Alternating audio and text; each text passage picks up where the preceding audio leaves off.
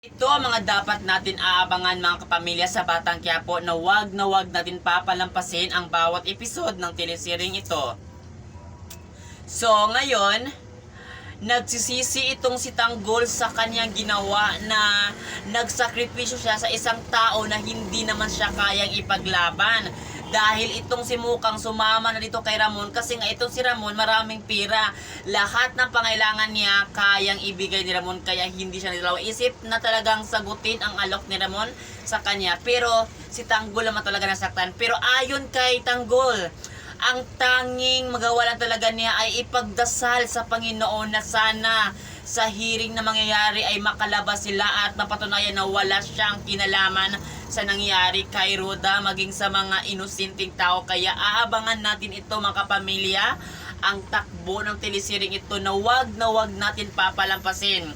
Ito ang pinakabagong balita. Itong si Olga pumunta sa kulungan kung saan nandoon si Tanggol at kinausap niya at nagpapanggap ito na parang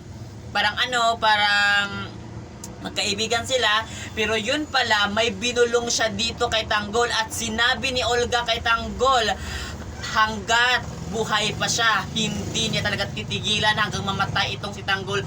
Kaya nagtaka itong si Tanggol kung ano yung pinagsasabi ni Olga. Hindi naman niya ito kilala. Dito na ba talaga magkukurse itong si Tanggol kung ano nga ba talaga ang pinagsasabi?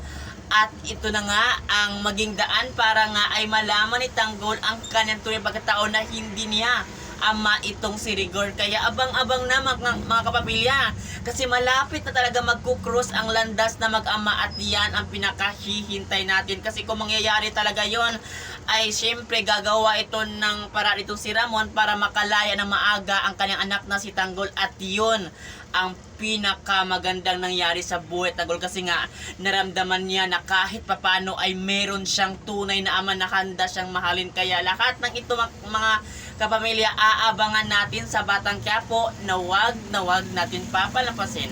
At yun lang, maraming salamat sa panonood mga kapamilya. Thank you.